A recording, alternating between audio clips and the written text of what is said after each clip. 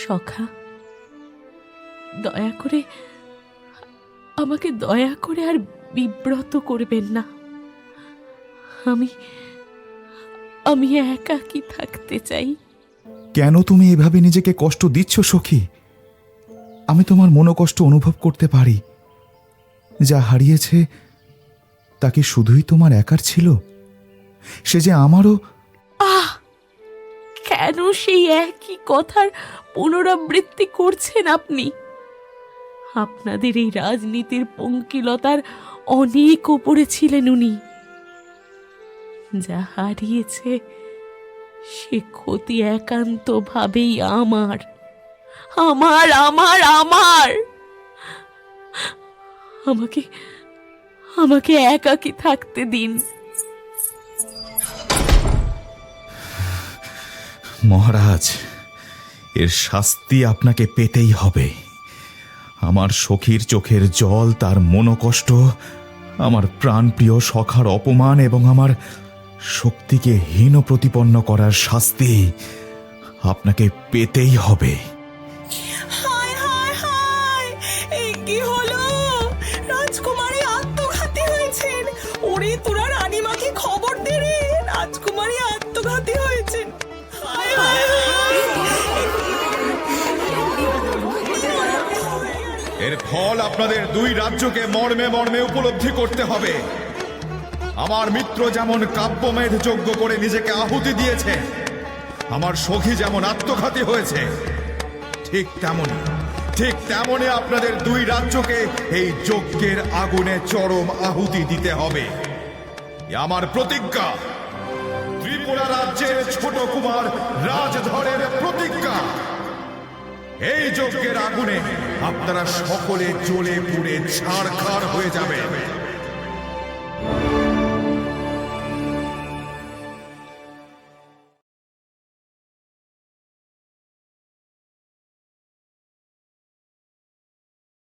গভীর রাত। কর্ণফুলী নদী তীরের বিস্তীর্ণ প্রান্তরে অস্ত্রের ঝংকার, চরম রক্তপাত ও অগণিত সৈনিকের হাহাকার অনেকক্ষণ আগে থেমে গেলেও এখনো যেন তার রেশ নিস্তব্ধ রাত্রেও গুঞ্জরিত হচ্ছে। যুদ্ধক্ষেত্রে ছিন্ন দেহ, হাত পা নিয়ে শিয়ালের দল মারামারি করছে। মধ্যে মধ্যে তাদের কান্নার স্বর নিস্তব্ধ চরাচরকে মুখরিত করে তুলছে। যুদ্ধক্ষেত্রের দুই পাড়ে দুই রাজ্যের সেনা ছাউনি, একদিকে ত্রিপুরার, অন্যদিকে আরাকানের। মশালের মিটমিটে আলোয় দুই যুদ্ধ শিবিরকে আরও যেন রহস্যময় এবং নিষ্ঠুর শিকারীর মতো মনে হচ্ছে, যে সুযোগ খুঁজছে অতর্কিতে ঝাঁপিয়ে পড়ার জন্যে।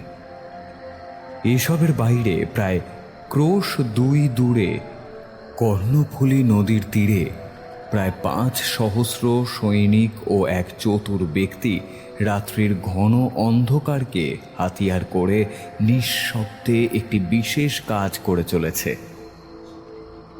দুই শিবিরের কেউই এই কার্য সম্পর্কে বিন্দু মাত্র অবগত নয়। কোনো কথা নেই, কোনো অভিব্যক্তি নেই, নেই মশালের সামান্যতম আলো। সকলে মিলে একটাই কাজ করে চলেছে নিঃশব্দে। শত শত নৌকা একত্র করে নির্মিত করছে একটি প্রশস্ত সেতু।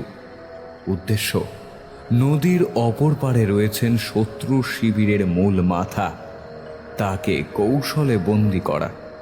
আর এসবের মাথা হলেন ত্রিপুরার কনিষ্ঠ রাজকুমার রাজধর। রাজধর নিঃশব্দে সবার অলক্ষ্যে আরাকানের রাজার শিবির অভিমুখে যাত্রা করেছেন। নদীর পাড়ে যেখানে তিনি শিবির স্থাপন করেছেন, সেখানে চতুর্দিকে রয়েছে সুউচ্চ পর্বত এবং উপত্যকা। রাত্রি দ্বীপ্রহর প্রায়। শিবিরের সকলে নির্ভয়ে ঘুমিয়ে আছে।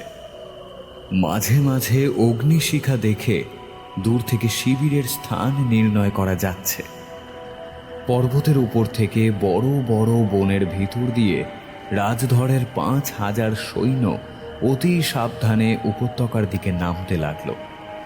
বর্ষাকালে যেমন পর্বতের সর্বাঙ্গ দিয়ে জলধারা নামতে থাকে, তেমনি ৫,০০০ মানুষ এবং ৫,০০০ তলোয়ার অন্ধকারের ভিতরে গাছের নিচ দিয়ে বিভিন্ন পথে এঁকে বেঁকে যেন নিচের দিকে ঝরে পড়তে লাগলো।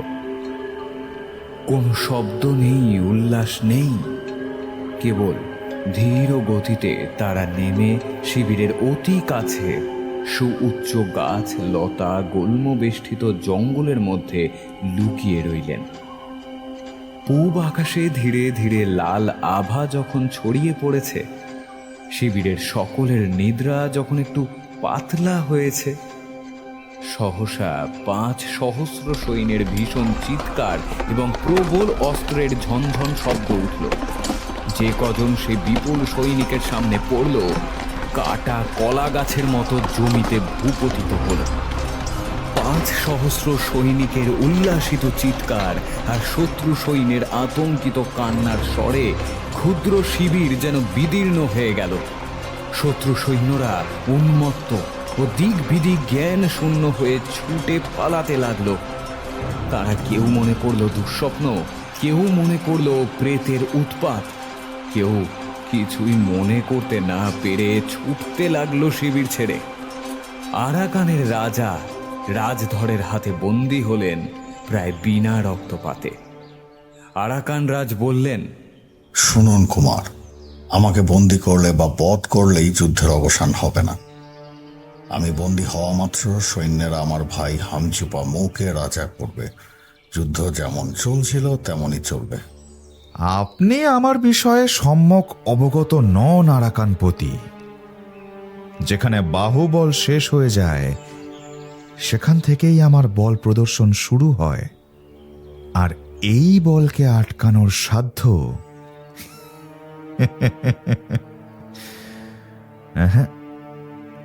আপনার অন্তত নেই। বুদ্ধি এবং বাহুবলের যুদ্ধে বুদ্ধি বলই সর্বদা অজেয় থাকে, মহারাজা ধীরাজ।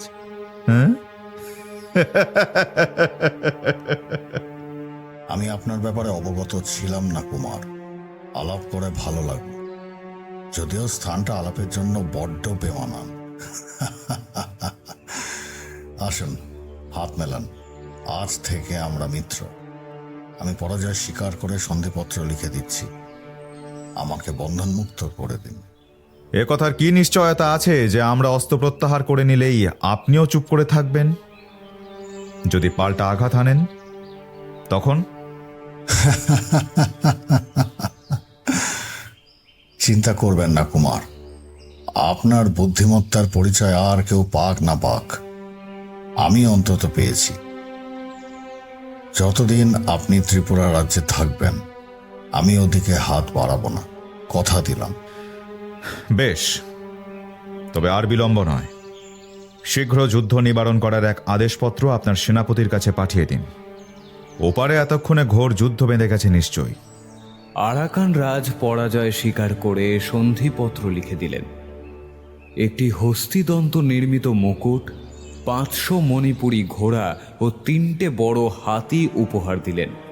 এইরূপ নানা ব্যবস্থা করতে করতে বেলা হয়ে গেল। সুদীর্ঘ রাত কেটে গেলে সকালের আলোয় সমস্তই ভূতের ব্যাপার বলে মনে হচ্ছিল। দিনের বেলা আরাকানের সৈন্যগণ নিজেদের অপমান স্পষ্ট অনুভব করতে পারল, বুঝল বাহুবল থাকা সত্ত্বেও বুদ্ধিবলের কাছে তারা পরাজিত হয়েছে।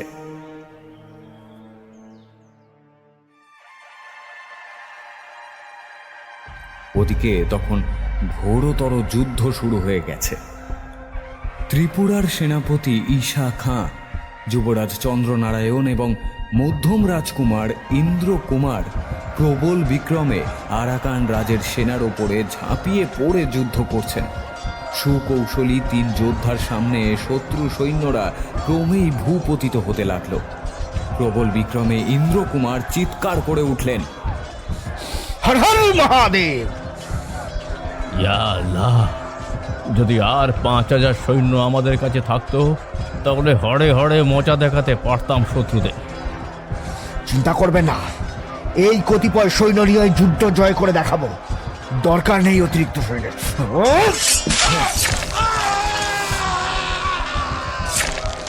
ইন্দ্রকুমার এবং ঈশা খাঁ শত্রু সৈন্যের একদম মাঝে গিয়ে পড়লেন। লড়তে লাগলেন প্রবলভাবে।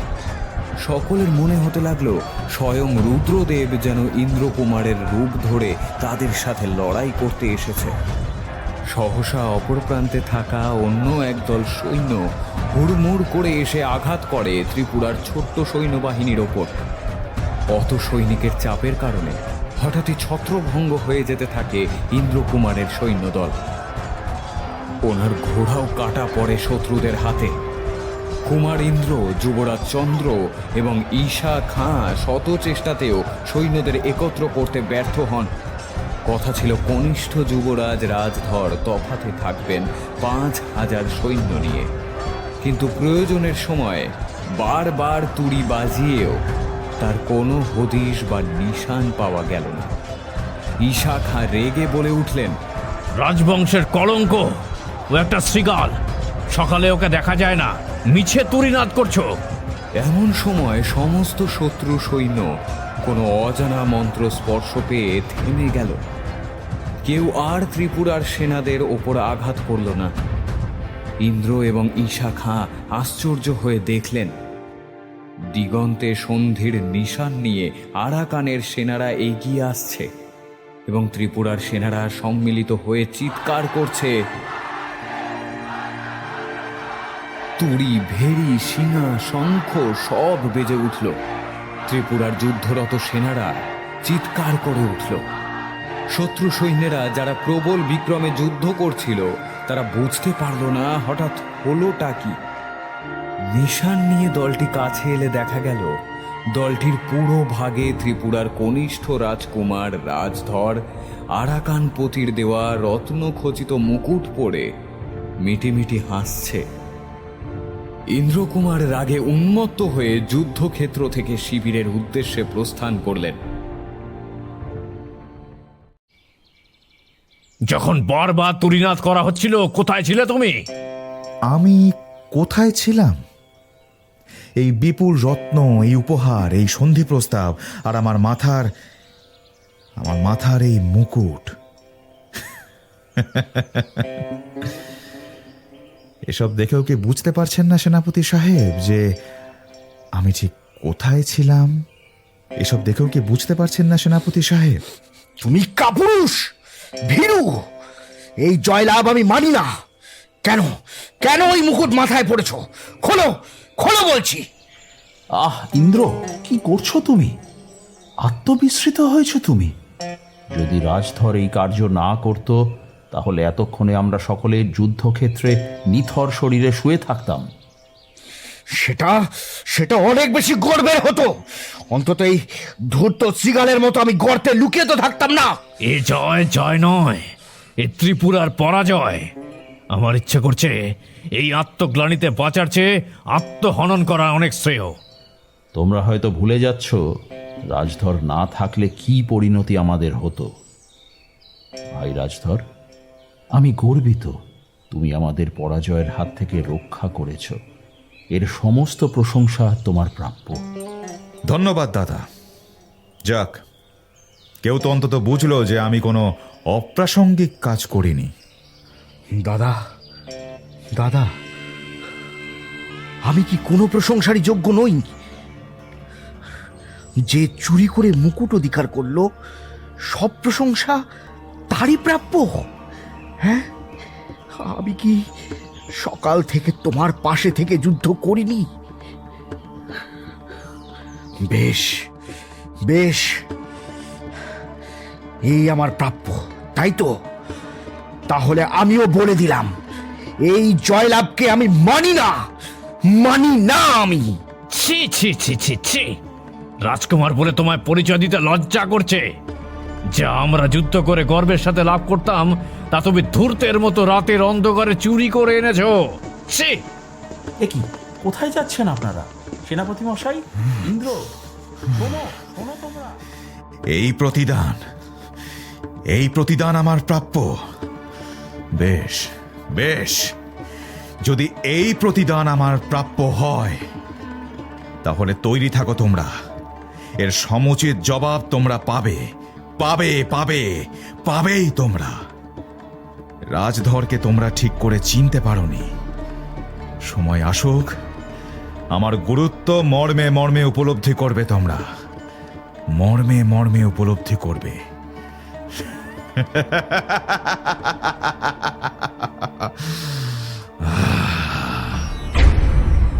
যা ঘটেছিল রাজধরের সাথে তা সে মেনে নিতে পারেনি কিছুতেই। বুদ্ধি বলের শক্তি কত দূর তার পরিচয় দিতে সে মরিয়া হয়ে উঠল। ঘটনাটি আজ থেকে ৩০০ বৎসর পূর্বের কথা। ত্রিপুরায় তখন প্রবল প্রতাপাদিত্য রাজা অমর মাণিক্যের শাসনকাল চলছে। যে সময়ের কথা এখানে বলা হচ্ছে, তখন ত্রিপুরার প্রতিবেশী অনেক রাজ্য ছিল যারা ত্রিপুরার সাথে শত্রুতা ও মিত্রতা এই দুই রকম সম্পর্কই সমানভাবে বজায় রাখতেন। যেমন আরাকানের সাথে ছিল ত্রিপুরার বহুদিনের বৈরিতা, যা রাজধরের বুদ্ধি বলে কিছুটা রোধ করা গিয়েছিল। তেমনি একটি প্রতিবেশী রাজ্য ছিল মণিপুর। মণিপুরের রাজা উদয়নারায়ণ ও ত্রিপুরার অমর মাণিক্যের মধ্যে গভীর সখ্যতার সম্পর্ক বর্তমান ছিল। এই দুই রাজার শাসনকালে দুই রাজ্যের মধ্যে ছিল না কোনো বৈরিতা বা ছিল না কোনো হানাহানি, ছিল কেবল নিখাদ ভালোবাসা ও মিত্রতার এক গভীর সম্পর্ক। ভবিষ্যতের ঘটনা বর্ণনা করতে গেলে আগে বর্তমান ও অতীতের ঘটনা সম্পর্কে সম্যক ধারণা থাকা আবশ্যক। তাই দুই রাজ্যের পূর্বের কথা আগে একটু বলে রাখা ভালো। প্রথমে আসা যাক মণিপুরের কথায়। রাজা উদয়নারায়ণের কন্যা অপরাজিতা ছিলেন অপরূপা এক সুন্দরী। রাজা তাকে নিতান্ত এক সাধারণ কন্যা বলে মনে করতেন না। তাই তিনি রাজকন্যাকে সমস্ত রকম শিক্ষা ও কূটনৈতিক বিদ্যায় শিক্ষিত করেছিলেন, যা সেই সময়ে একজন রাজকুমারের পক্ষেই লাভ করা সম্ভব ছিল। দিন অতিবাহিত হবার সাথে সাথেই রাজকন্যার নাম চারিদিকে ছড়িয়ে পড়ল এবং অচিরেই রাজা উদয়নারায়ণের নিকট অনেক সুসম্বন্ধ আসতে লাগল রাজকন্যা অপরাজিতার জন্যে। রাজা উদয়নারায়ণের সভাকবি শেখর ছিলেন পরম বিদ্বান এক ব্যক্তি। যখন তিনি মণিপুর, রাজা উদয়নারায়ণ ও তৎসম্বন্ধিত বিষয়ে কবিতার মধ্য দিয়ে পাঠ করতেন, তখন সভা জুড়ে তার নামে ধন্য ধন্য রব উঠত।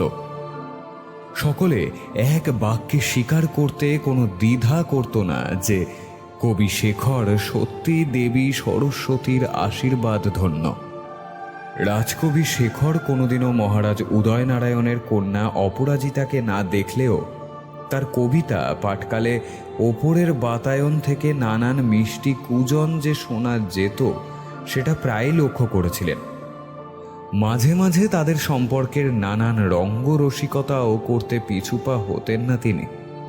কবি মাঝে মাঝে রাজকন্যার ছায়া দেখতে পেতেন এবং রাজকন্যার নূপুর সিঞ্জন শুনে তার মনে হতো যেন সপ্ত সুরে গান ধ্বনিত হচ্ছে অলিন্দ জুড়ে। সেই দুখানি রক্তিম শুভ্র কোমল চরণতলের প্রতি পদক্ষেপে যেখানে পড়ে, সেখানে কি রূপ সৌভাগ্য, অনুগ্রহ এবং করুণা বর্ষিত হয়, সেই কথা মনে করে শিহরিত হতেন রাজকবি শেখর। তিনি মনের মধ্যে সেই চরণ দুটি প্রতিষ্ঠা করে অবসর সময় সেইখানে এসে লুটিয়ে পড়ে সেই স্বর্গীয় নূপুর সিঞ্জনের সুরে নিজের গান বাঁধতেন।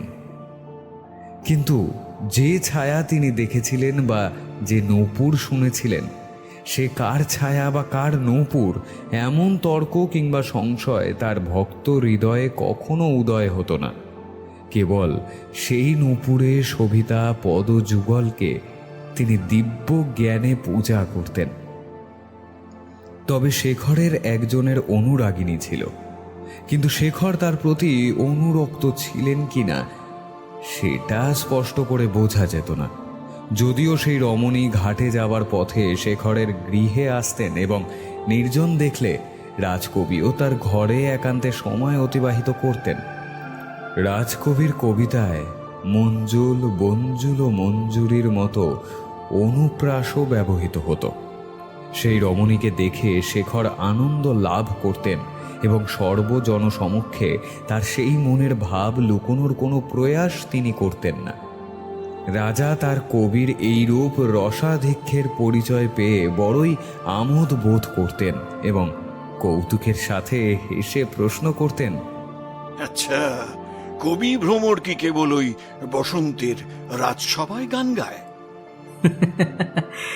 নানা মহারাজ মাঝে মাঝে পুষ্পমঞ্জুরির মধুও গ্রহণ করে থাকে। এমনি করে সকলেই হাসত, আমোদ করত। বোধ করি অন্তঃপুরে রাজকন্যা অপরাজিতাও সেই রমণীকে নিয়ে মাঝে মাঝে উপহাস করতেন, যদিও তাতে আমোদের বদলে শ্লেষটাই বেশি প্রকাশিত হতো।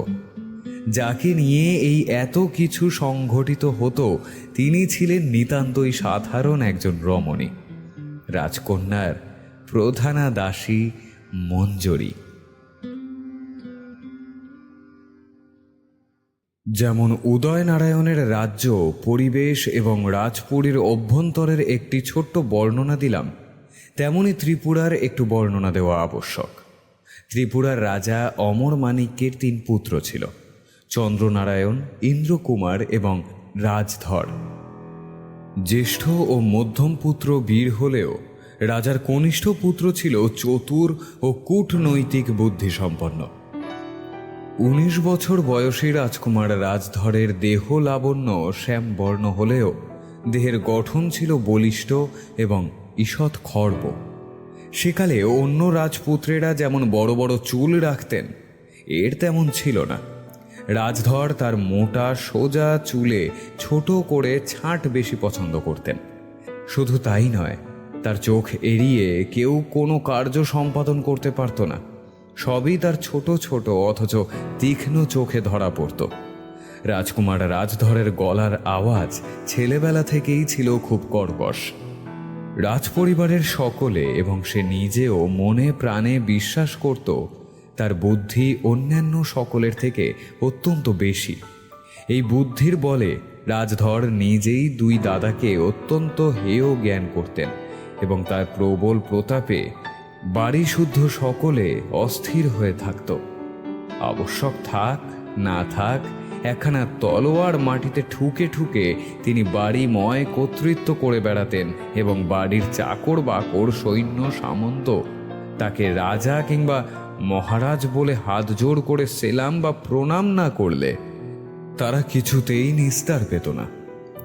সকল জিনিসেই তিনি হাত দিতেন এবং নির্লজ্জভাবে তা নিজে দখল করে বসতেন। এই বিষয়ে তার বিন্দুমাত্র চক্ষু লজ্জাটুকু পর্যন্ত ছিল না। একবার যুবরাজ চন্দ্রনারায়ণের একটা ঘোড়া তিনি রীতিমতো দখল করেছেন দেখে যুবরাজ ঈষৎ হেসে কিছু না বললেও রাজধর যখন মধ্যম কুমার ইন্দ্রকুমারের রূপোর পাত লাগানো একটা ধনুক অম্লান বদনে অধিকার করলেন, তখন ইন্দ্রকুমার রাগান্বিত হয়ে বললেন, দেখো রাজধর, যে জিনিস নিয়েছো সে আমি ফিরিয়ে নিতে চাই না, কিন্তু ফের যদি তুমি আমার জিনিসে হাত দাও তবে আমি এমন করে দেব যে ও হাতে আর কোনো জিনিস তুমি পুনরায় তুলতে পারবে না। মনে রেখো কথাটা।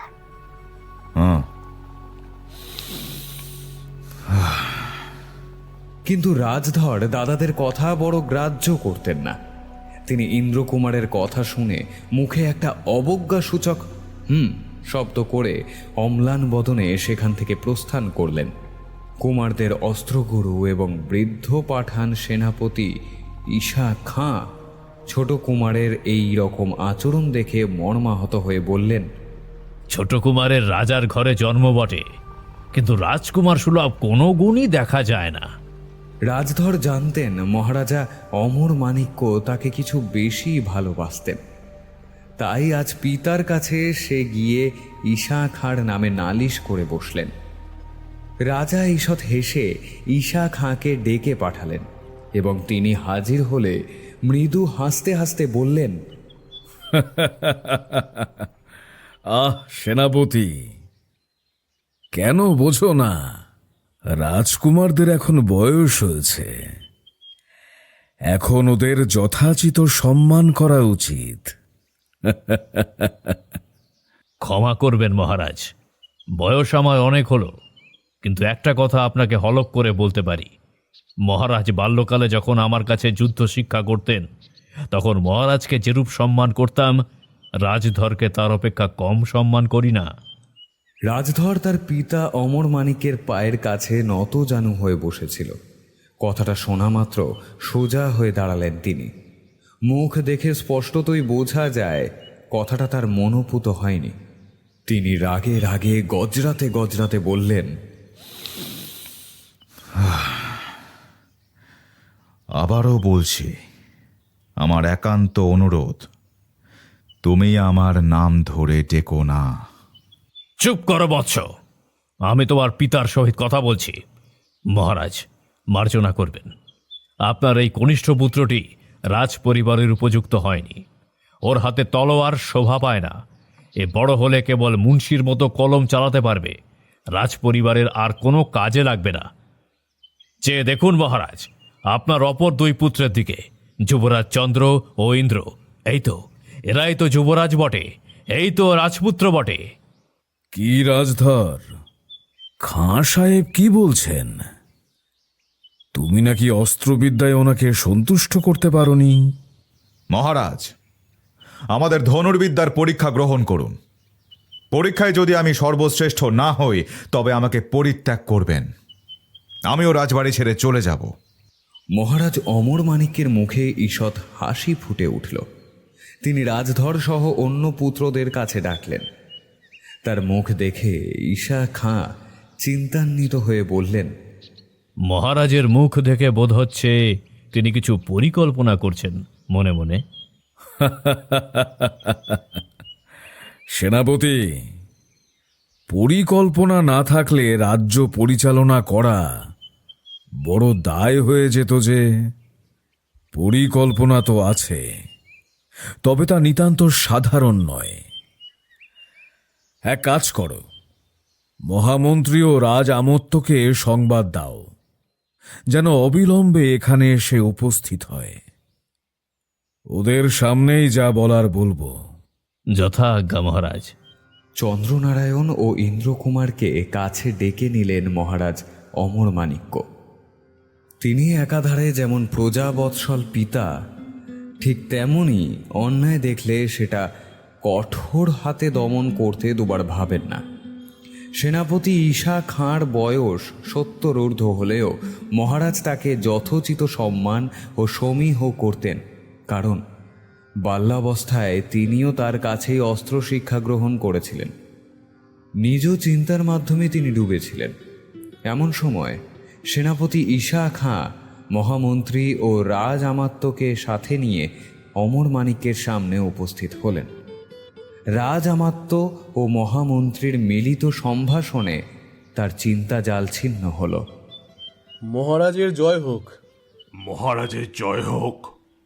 হ্যাঁ, এই তো মহামন্ত্রী ও আমত্ত মহাশয়। এখানে প্রয়োজনীয় সকলেই উপস্থিত আছেন।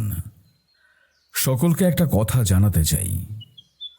আমাদের রাজ্যে এক মহাপণ্ডিত কবিবর এসে উপস্থিত হয়েছেন।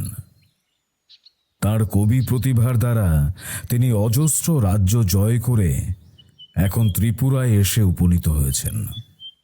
আমাদের পার্শ্ববর্তী মণিপুর রাজ্যের মহারাজ ও আমার পরম সুহৃদ উদয় নারায়ণের রাজকবি শেখরের সাথে সেই পণ্ডিত কবিবরের বাগযুদ্ধ আয়োজন করতে আমি ইচ্ছুক, এবং সেই শুভ বাসরে আমার 3 কুমারের মধ্যে ধনুর্বিদ্যা প্রতিযোগিতাও আয়োজন করতে ইচ্ছুক। যে এই ধনুর্বিদ্যা প্রতিযোগিতায় জয়লাভ করবে তাকে আমি আমার নামাঙ্কিত হীরকখচিত তরবারি উপহার দেব। এ তো উত্তম প্রস্তাব রাজন। বহু দিবস পরে আমাদের এই ত্রিপুর রাজ্যে এমন অনুষ্ঠান হতে চলেছে। আমি সবকিছুর আয়োজন যত দ্রুত সম্ভব সম্পন্ন করার চেষ্টা করছি। আমি আপনার মোহর অঙ্কিত পত্র এখনই মহারাজ উদয় নারায়ণের কাছে প্রেরণ করবার ব্যবস্থা করছি। দেখবেন আয়োজন এবং অতিথি অভ্যাগতদের নিমন্ত্রণ ও সৎকারে যেন কোনো ত্রুটি না থাকে। সেনাপতি। আজ্ঞা করুন মহারাজ। সেনাপতি, ধনুর্বিদ্যা প্রতিযোগিতার সবকিছু আপনি নিজ তত্ত্বাবধানে আয়োজন করবেন। প্রতিযোগিতায় রাজ্যের সকল মানুষ আসবেন, তাই প্রতিযোগিতার বিচার নিরপেক্ষ হওয়া অত্যন্ত আবশ্যক। আর হ্যাঁ, আমত্ত মহাশয় আরও একটি সংবাদ এই পত্রের সাথে আমার সুহৃদদের কাছে প্রেরণ করবেন। আমার সুহৃদ যেন সপরিবারে এখানে আসেন, আর অতি অবশ্যই আমার কন্যা সম অপরাজিতাকে যেন এখানে নিয়ে আসেন। আমাদের রাজধরের সঙ্গে অপরাজিতার বিশেষ সখ্যের সম্পর্ক আছে, তা আমি পূর্বাবগত। কথাটা শুনে রাজধর লাজুকভাবে একটু হাসলেন। অপরাজিতা এবং রাজধর প্রায় একই বয়সী। ওদের দুজনের মধ্যে যে সম্পর্ক বর্তমান তাকে নিখাদ সখ্যতার নিরিখে বিবেচনা করলেই শ্রোতা বন্ধুদের জন্য ভালো হবে। প্রেম তার কাছে দুর্লভতার দ্বিতীয় নাম, আর যার বাহু শক্তির পরিবর্তে মূল শক্তি হলো চাতুর্য এবং কূটকৌশলতা, তার আর যাই হোক প্রেম বা ভালোবাসার প্রতি গুরুত্ব দান না, শোভা পায় না। কিন্তু রাজকুমারী অপরাজিতা রাজধরকে নিজের প্রাণের সখা বলে জ্ঞান করত। রাজধরের না বলা কথা বুঝতে পারত সে। তাই দিন যতই অতিবাহিত হয়েছে ওদের সখ্যতা গভীর থেকে আরো গভীরতর হয়েছে।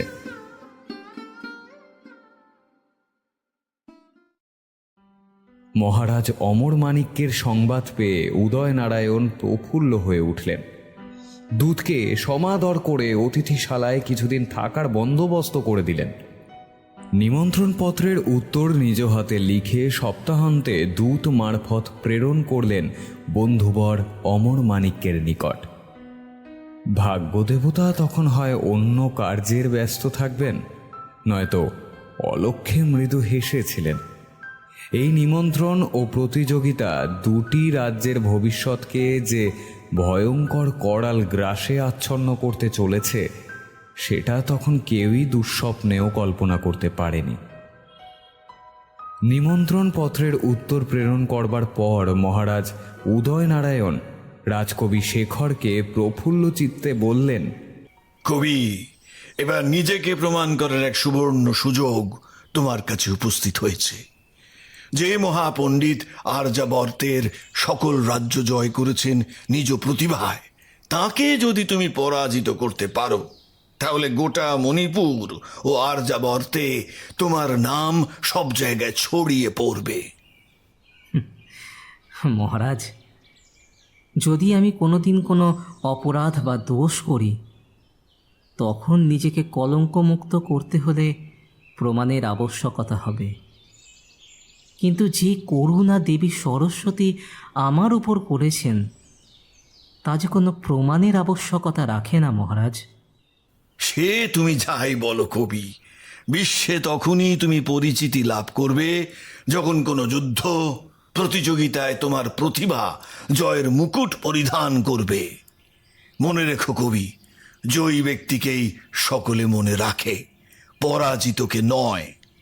রাজকবি শেখর চিন্তান্বিত হয়ে পড়লেন। মহারাজের কথার মধ্যে যুক্তি আছে। সত্যি তো, পরাজিতকে সবাই হেয় জ্ঞান করে এবং বিজয়ের মুকুট যে পরিধান করে তাকেই সকলে মনে রাখে। দিন অতিবাহিত হল। ঘন অন্ধকার চরাচর ব্যাপ্ত করল। ঝিল্লি মুখরিত হল চারপাশ। সন্ধ্যা উত্তীর্ণ হয়ে ওনার ক্ষুদ্র কুঠিরকে অন্ধকার পরিব্যাপ্ত করল। কিন্তু শেখরের কোনো ভাবান্তর উপস্থিত হল না। এমন সময় রাজকন্যার দাসী মঞ্জুরি হাতে প্রদীপ নিয়ে কুঠিরে প্রবেশ করলেন। প্রদীপখানি ভূর্জপত্র ও মশাধারের পাশে স্থাপন করে শেখরের সম্মুখে বসে মৃদু স্বরে সে বলল, কেন চিন্তা করছেন আর্য? আপনাকে এই রূপে দেখতে আমার যে ভালো লাগে না। মহারাজের কথাটা আমাকে ভাবিত করেছে মঞ্জুরি। উনি তো ঠিকই বলেছেন। দেখো, জয়ীকেই তো সকলে মনে রাখে, পরাজিতকে তো নয়। আপনি তো চিরকাল বাগদেবীর সাধনা করেছেন আর্য, তাহলে কেন আপনি নিজের সাধনার উপর সন্দেহ প্রকাশ করছেন? ওনার উপরে, আপনার সারা জীবনের করা সাধনার উপরে আপনি বিশ্বাস রাখুন আর্য, আপনি ঠিক সফল হবেন। তোমার কথায় মনে সাহস যোগায় মঞ্জুরি। আচ্ছা আচ্ছা, একটা কথা বলো তো, কি কারণে তুমি আমাকে এইরূপ উৎসাহ দাও? আমি তোমার এই দানের বদলে কিছু যে দিতে পারবো না। আপনার সাহচর্য তো পেয়েছি আর্য, আপনিই আমার কাছে শ্রেষ্ঠ। আমাকে কিছু দিতে পারবেন না ভেবে চিন্তিত হচ্ছেন? কবিবর, প্রেমের যে মধুর রস আপনি আমায় আস্বাদন করিয়েছেন, সে কি কম বড় কথা? প্রেম আদৌ কি তা আমি করতে জানি? সেই অমৃত কি আদৌ আমি বিতরণ করতে জানি মঞ্জুরি? আমি কবিতা রচনা করতে জানি, কথামালা তৈরি করতে জানি। ওতেই যে আমি খুঁজে পেয়েছি সেই অমৃত যা জীবনকে পূর্ণ করতে পারে। জানি আর্য, আমি কোনো দিনও আপনাকে নিজের করে পাব না। আপনাকে যে অন্য একজন নিজের জীবনেরও অধিক ভালোবাসে। হ্যাঁ, সে কি মঞ্জুরি? আমি কি তাকে? আপনি তাকে চেনেন আর্য, তার চোখের ভাষা পড়তে আমি ব্যর্থ হইনি। কবিবর, রাধিকাও তো শ্রীকৃষ্ণকে নিজের করে সারা জীবন পাননি, তাও কৃষ্ণের মনে তিনি সারা জীবন বিরাজমান ছিলেন। আমিও আপনাকে না পেলেও আপনার প্রেমের মূরতি করে হৃদয় অন্তঃস্থলে সারা জীবন পূজা করে যাব, সারা জীবন। তুমি আমায় বড্ড ঋণী করে দিলে মঞ্জুরি, বড় ঋণী করে দিলে আমাকে। আমার একটা কথা রাখবেন আর্য, নিজেকে, নিজের সাধনাকে কোনোদিনও হীনজ্ঞান করবেন না। দেবীকে স্মরণ করুন, যা করার তিনিই করবেন। মঞ্জুরি যে এতটা নিঃশর্তভাবে শেখরকে ভালোবাসতেন সেটা তিনি জানতেন না। এও জানতেন না তার একজন গোপন প্রণয়নী আছেন। মঞ্জুরি তাকে চিনলেও শেখরকে জানাননি সে। আচ্ছা, কেন তাকে সকলে এত পছন্দ করে? কি আছে তার মধ্যে? আচ্ছা, বিজয়ী না হলে কি এরা আদৌ তাকে এমনই ভালোবাসবেন বা ভুলে যাবেন? দেবী কি তার আদৌ সহায় হবেন?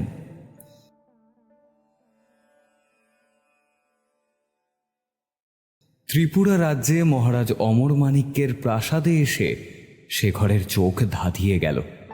এমন সুন্দর প্রাসাদ, উদ্যান এবং নগর যে কেবল স্বর্গেই থাকতে পারে বলে তিনি জানতেন। প্রতিযোগিতার জন্যে নগরী এবং প্রাসাদকে আরও অনুপম করে সজ্জিত করা হয়েছে। ফুলের মধুর সুবাসে চারিদিক সুবাসিত হয়ে রয়েছে। রাজা উদয়নারায়ণ, রাজকন্যা অপরাজিতা এবং সভাকবি শেখরকে মহারাজ অমরমাণিক্য, রাজধর এবং মহামন্ত্রী নিজে এসে সম্ভাষণ ও পদবন্দনা করে অতিথিশালায় নিয়ে গেলেন। রাজধর দীর্ঘদিন বাদে অপরাজিতাকে দেখলেন। রাজকুমারীর সাথে তার পূর্ব বন্ধুত্ব ছিলই, খুব শীঘ্রই শেখরের সাথে তার সখ্যতা গড়ে উঠল। শেখরের এবং রাজধরের মধ্যে বিশেষ একটি মিল ছিল। সুকবি শেখর যেমন উত্তম কথামালার মাধ্যমে মনোমুগ্ধকর কবিতা রচনা করতেন, তেমনি রাজধর ছিল যথেষ্ট বাকপটু। কয়েকদিনের মধ্যেই শেখরের ছায়া সঙ্গী হয়ে উঠলেন রাজধর। প্রতিযোগিতার দিন কয়েক আগে দুজন উদ্যানের মধ্যে স্থিত পুষ্করিণীর সামনে বসে আছেন। প্রভাতের সূর্যলোক পুষ্করিণীর স্বচ্ছ জলের মধ্যে প্রতিফলিত হয়ে ছড়িয়ে পড়ছে উদ্যানের নানা জায়গায়। ফুলের মিষ্ট সুবাস আর পাখিদের কলকাকলিতে চারিদিক মুখরিত। কোনো জায়গায় দুঃখ কষ্টের লেশ মাত্র নেই। কিন্তু শেখর যেন ডুবে আছেন কোনো গভীর এক চিন্তায়। রাজধর শেখরকে জিজ্ঞাসা করলেন, কি হলো মিত্র? কি হয়েছে তোমার? তোমাকে এত চিন্তিত দেখাচ্ছে কেন? আচ্ছা আচ্ছা মিত্র, সত্যি কি বিদ্যা প্রতিযোগিতার কোনো বিষয়বস্তু হতে পারে? দেখো, আমি তো চিরকাল মণিপুর রাজ্যের বাইরেই গেলাম না, চিরকাল সেই রাজ্যের এবং মহারাজের পদবন্দনা করে গেলাম। পৃথিবীতে কত কিছু দেখা বাকি রয়ে গেছে আমার। আমি তো শুধু বিদ্যাভ্যাস করেছি, শুধু বিদ্যাভ্যাস। চিন্তা করো না মিত্র, যার সাধনা তুমি এতকাল করে এসেছ তার চরণে সম্পূর্ণভাবে নিজেকে সমর্পণ করো। তিনি নিশ্চয়ই তোমার সহায় হবেন। শুনেছি সেই পণ্ডিত নাকি আমার থেকে আরো বড় বিদ্বান। দেশ বিদেশ, দর্শন, নীতিশাস্ত্র সমস্ত কিছু তার নখদর্পণে। তার কাছে দাঁড়াতেই হয়তো পারবো না।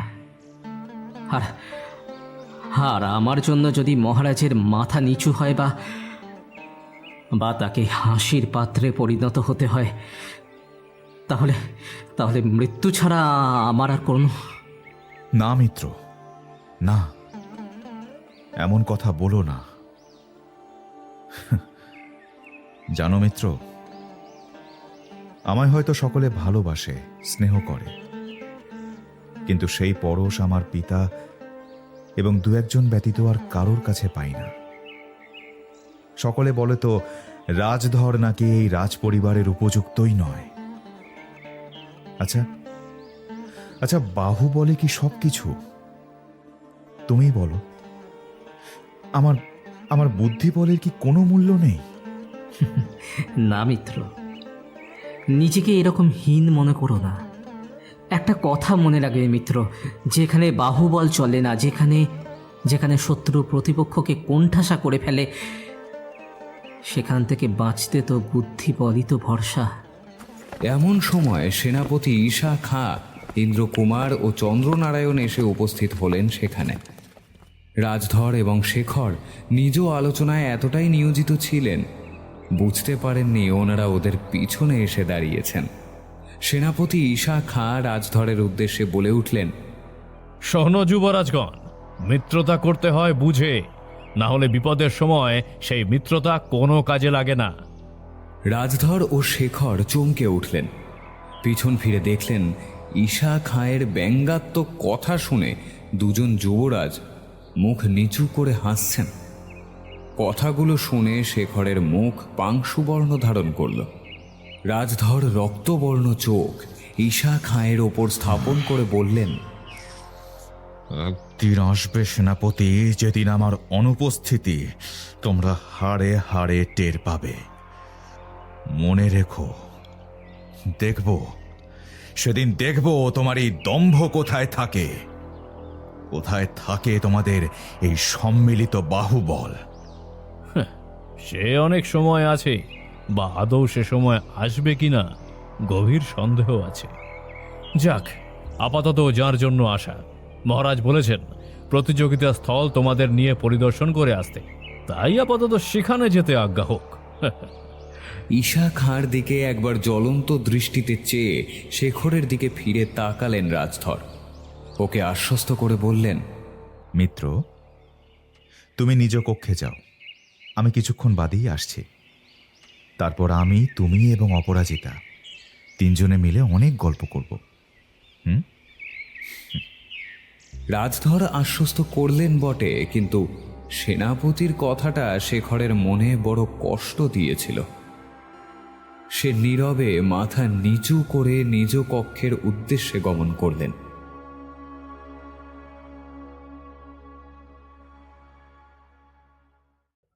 প্রতিযোগিতার দিন চলে এলো। ঠিক হয়েছে প্রথমে মণিপুরের রাজকবি শেখর এবং ভারতের বিভিন্ন রাজ্যজয়ী বিদ্বান পণ্ডিত পুণ্ডরিকের মধ্যে বাগযুদ্ধ হবে। অতঃপর হবে ত্রিপুরার রাজকুমারদের মধ্যে তীরন্দাজি প্রতিযোগিতা। সারা নগরের লোক ভেঙে পড়েছে রাজবাড়ির উদ্যানে। প্রকাণ্ড উদ্যানের মধ্যভাগে উচ্চ মঞ্চ তৈরি করা হয়েছে। একধারে দুটি পাশাপাশি সিংহাসনে দুই সুহৃদ অমর মাণিক্য ও উদয় নারায়ণ উপবিষ্ট, এবং ওনাদের ঘিরে রয়েছে বিভিন্ন বেদজ্ঞ পণ্ডিত ব্রাহ্মণগণ। অলিন্দে পর্দার আড়ালে বসে আছেন রাজকুমারী অপরাজিতা সহ রাজবাড়ির অন্যান্য রমণীগণ। কবি শেখরের রাত্রে ঠিকমতো নিদ্রা হয়নি। সভা মধ্যে যশস্বী পুণ্ডরিকের দীর্ঘ বলিষ্ঠ দেহ, সুতীক্ষ্ণ বাঁকানো নাক এবং দর্পোদ্যত উন্নত মাথা যেন দিগ্বিদিকে অঙ্কিত রয়েছে বলে তার বোধ হতে লাগল। সকাল থেকেই সভাস্থল লোকে পরিপূর্ণ হয়ে গেছে। কলরবের সীমা নেই। আজ নগরে আর সমস্ত কাজকর্ম একেবারে বন্ধ। কবি শেখর বহু কষ্টে মুখে সহাস্য প্রফুল্লতার আয়োজন করে প্রতিদ্বন্দ্বী কবি পুণ্ডরিককে নমস্কার করলেন। দর্পোদ্যত পুণ্ডরিক প্রচণ্ড অবহেলা ভরে নিতান্ত ইঙ্গিত মাত্র সেই নমস্কার ফিরিয়ে দিলেন এবং নিজের ভক্তদের দিকে চেয়ে নিতান্ত ব্যঙ্গার্থ সূচক হাসলেন। শেখর নিজের জয়লক্ষ্মীকে বন্দনা করে এসেছিলেন। এখন মনে মনে তাকে স্মরণ করে বললেন, আজ যদি আমার জয় হয়, হে দেবী, হে অপরাজিতা, তাহলে তোমারই পদবন্দনার সার্থকতা হবে তা।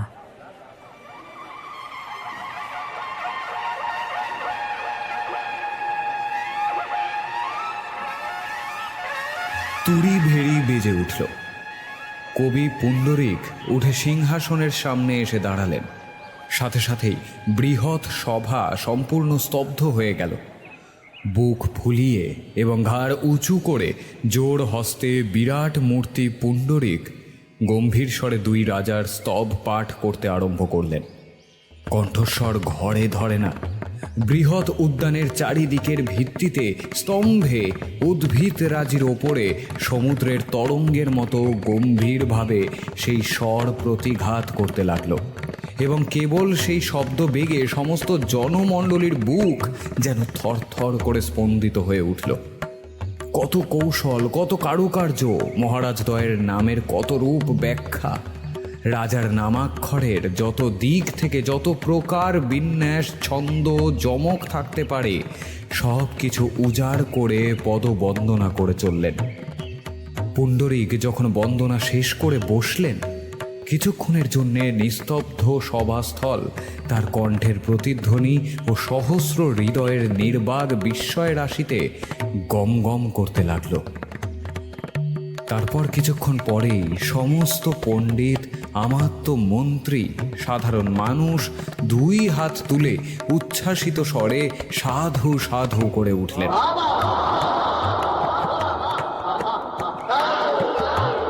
তখন সিংহাসন থেকে রাজা একবার শেখরের মুখের দিকে তাকালেন। শেখরও ভক্তিপূর্ণ অভিমান এবং এক প্রকার সকরুণ ও সংকোচপূর্ণ দৃষ্টিতে রাজার দিকে চেয়ে ধীরে ধীরে উঠে দাঁড়ালেন। রাম যখন লোকরঞ্জনার্থে দ্বিতীয়বারের জন্যে অগ্নি পরীক্ষা করতে চেয়েছিলেন, তখন সীতা বোধহয় এমনভাবেই তাকিয়ে ঠিক এইভাবেই বোধহয় স্বামীর সিংহাসনের সম্মুখে দাঁড়িয়েছিলেন। কবি শেখরের দৃষ্টি নীরবে রাজাকে জানালো, মহারাজ, আমি তোমারই।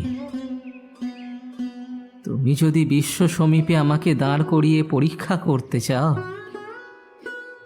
করো। শেখর মাথা নিচু করলেন। তার সেই নীরব চোখের ভাষা মহারাজ কি বুঝতে পারলেন? তিনি না পারলেও সভা মধ্যে দুজন সেই নীরব চোখের ভাষা ঠিকই বুঝতে পারলেন।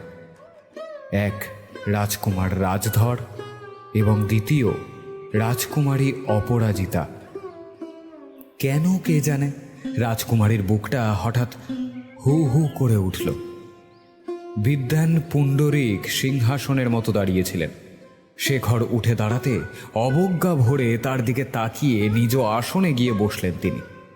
শেখরের হঠাৎ নিজেকে ব্যাধ বেষ্টিত হরিণের মতো লাগলো।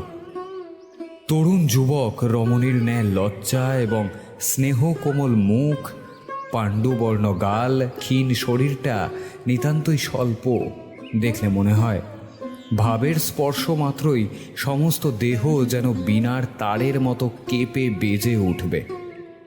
যেখানেই দৃষ্টি নিক্ষেপ করলেন সেখান থেকেই যেন সমস্ত জনতা এবং রাজবাড়ির পাষাণ প্রাচীর বিগলিত হয়ে বহু দূরবর্তী অতীতের মধ্যে বিলুপ্ত হয়ে গেল। শেখর মুখ না তুলে প্রথমে অতি মৃদু স্বরে বন্দনা আরম্ভ করলেন। প্রথম একটা শ্লোক বোধ হয় কেউ ভালো করে শুনতেই পেল না। ক্ষণিকের জন্যে একবার রাজধর এবং অপরাজিতার দিকে দৃষ্টিপাত করলেন। তাদের দৃষ্টিতে উৎসাহের আঁচ পেয়ে ধীরে ধীরে মুখ তুললেন। সুমিষ্ট পরিষ্কার কণ্ঠস্বর কাঁপতে কাঁপতে উজ্জ্বল অগ্নিশিখার মতো বেড়ে উঠতে লাগলো। প্রথমে রাজার চন্দ্রবংশীয় আদি পুরুষের কথা আরম্ভ করলেন। ক্রমে ক্রমে কত যুদ্ধ বিগ্রহ, শৌর্য, বীর্য, যজ্ঞদান, কত মহদানুষ্ঠানের মধ্যে দিয়ে তার রাজকাহিনীকে বর্তমান কালের মধ্যে উপনীত করলেন। অবশেষে সেই দূর স্মৃতিবদ্ধ দৃষ্টিকে ফিরিয়ে এনে রাজার মুখের ওপর স্থাপিত করলেন এবং রাজ্যের সমস্ত প্রজা হৃদয়ের একটা বৃহৎ অব্যক্ত প্রীতিকে ভাষায় ছন্দে মূর্তিমান করে তুলে সভার মাঝখানে এনে দাঁড় করিয়ে দিলেন, যেন দূর দূরান্ত থেকে শত সহস্র প্রজার হৃদয় স্রোত ছুটে এসে রাজ পিতামহদের এই অতি পুরাতন প্রাসাদকে মহাসঙ্গীতে পরিপূর্ণ করে তুলল। কথার প্রতিটি ছন্দ সভা মধ্যস্থ সকলের হৃদয়কে স্পর্শ করল। অবশেষে মহারাজ উদয়নারায়ণের দিকে চেয়ে শেখর করজোড়ে কাঁপা কাঁপা আর্দ্র স্বরে বললেন, মহারাজ, বাক্যেতে হার মানতে পারি, কিন্তু ভক্তিতে আমাকে কে হারাবে? কে হারাবে আমাকে? কে হারাবে? বন্দনা শেষ করে কম্পিত দেহে বসে পড়লেন। দু চোখ দিয়ে অবিরাম জলধারা ঝরে পড়তে লাগল। সভা মধ্যস্থ সকলেই বিমোহিত হয়ে পড়েছিলেন শেখরের কথায়। শেখর চুপ করে বসে পড়ার কয়েক মুহূর্ত পরে গোটা সভাস্থল করতালি ও সম্মিলিত সাধু সাধু রবে ফেটে পড়ল। কিন্তু পুণ্ডরীক এই কোলাহলকারীদের প্রতি তীব্র কটাক্ষ ও ধিক্কার সূচক দৃষ্টি হেনে বিভিন্ন আঙ্গিকে নিজ পাণ্ডিত্য জাহির করতে লাগলেন। রাজাদয় সভা মধ্যস্থ পণ্ডিতগণ চমকিত হয়ে উঠলেন এই পণ্ডিতের পাণ্ডিত্য দেখে। রাজা উদয়নারায়ণ তাকালেন শেখরের দিকে। কবি শেখরের পুণ্ডরীকের পাণ্ডিত্য দেখে নিজেকে বড্ড ছোট মনে করতে লাগলেন। কোমরে তার বাঁশি গোজা ছিল। পুণ্ডরীক নিজ আসনে বসলে অপূর্ব সুরে সেই বাঁশি বাজাতে শুরু করলেন। কি তার লালিত্য, কি তার সুর, কি তার কোমলতা! সকলের হৃদয়ের অন্তঃস্থলে সেই সুর জায়গা করে নিল। মনে হলো অস্তাচলের প্রান্তে বসে কে যেন বিরহ শোকে আকুল হয়ে কাঁদছে। সে অনির্বচনীয় সুর কি বলছে তা কেউ বুঝতে পারল না, এবং বাঁশির উত্তরে তার হৃদয় কি বলতে চায় তাও কেউ স্থির করতে পারল না। কেবল দুটি চোখ অশ্রু জলে ভরে উঠল এবং একটি আলোক সুন্দর শ্যাম স্নিগ্ধ মরণের আকাঙ্ক্ষায় সমস্ত প্রাণ যেন উৎকণ্ঠিত হয়ে উঠল। সভাকে ভুলে, রাজাকে ভুলে, আত্মপ প্রতিপ ভুলে, যশ অপযশ, জয় পরাজয়, উত্তর প্রত্যুত্তর সমস্ত কিছু ভুলে শেখর একাকী নির্জন নিজ হৃদয় কুঞ্জের মধ্যে যেন একলা দাঁড়িয়ে এই অপূর্ব সুন্দর বাঁশির গান গেয়ে গেলেন। কবি যখন গান শেষ করে হতজ্ঞানের মতো বসে পড়লেন, তখন এমনই একটি অনির্বচনীয় মাধুর্যে, একটি বৃহৎ ব্যক্ত বিরহ ব্যাকুলতায় সভাস্থল পরিপূর্ণ হয়ে রইল যে কেউ করতালি দিতে পারল না, কেউ সাধুবাদ দিতে পারল না। শুধু অশ্রু সজল নেত্রে সেই স্বর্গীয় অনুভূতি অনুভব করে চলল। এই ভাবের প্রবলতার কিছুটা উপশম হলে পুণ্ডরিক সিংহাসনের সামনে উঠে দাঁড়ালেন। চারিদিকে দৃষ্টিপাত করে এবং শিষ্যদের প্রতি চেয়ে ঈষৎ ব্যঙ্গাত্মক হেসে বীর দর্পে প্রশ্ন করলেন,